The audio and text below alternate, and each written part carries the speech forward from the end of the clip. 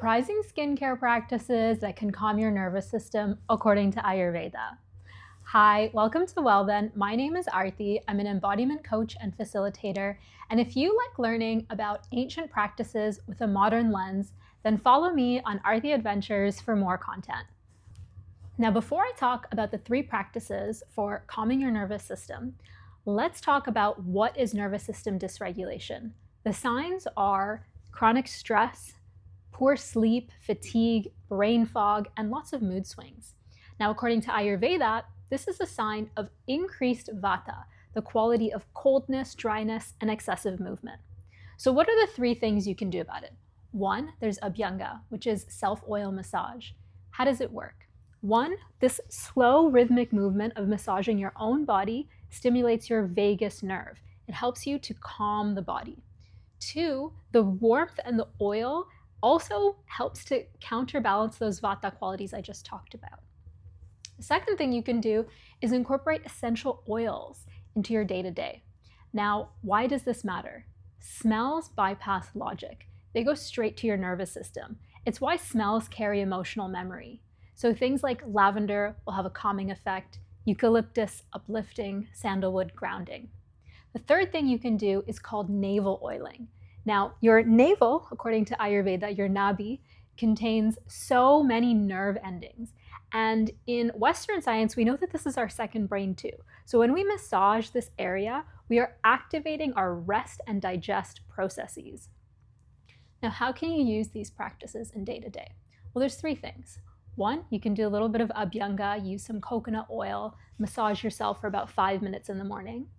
2, if you use lotion, you can just add a few essential oils, those scents that really connect to you, to that lotion and start your day with that.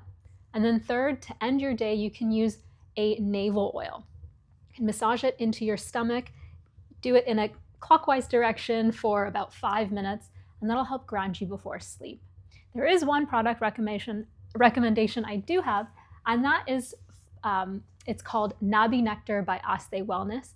It's a product that I've used, and it contains a lot of different herbs, botanicals. It has a beautiful scent, and you can use this for navel oiling. If you don't have that, you can use coconut oil, you can use ghee, or you can use castor oil as well. Now tell me which one you're going to use, and see you on YouTube for a bit more of a deep dive. So let's talk about how scent, Ayurveda, and mood or personality are connected. Now you must be thinking, how is Ayurveda related to your personality? I thought it was just about food and diet. Well, actually, the qualities of Vata, Pitta, Kapha don't just govern your food, but they also govern everything in the natural world, including your personalities. So let's define them so we understand them better. When it comes to Vata, Vata is typically defined as cold, dry, and airy.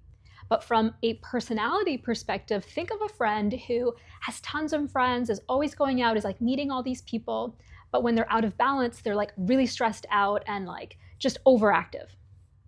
Pitta, that is associated with the qualities of fire, but also a little bit of water. And think of a friend who is that person who has like strong, steady determination. They're very regimented, structured, ordered. They have a lot of ambition, but when they're out of balance, they can be really angry, really irritable, really, really intense. And then Kapha.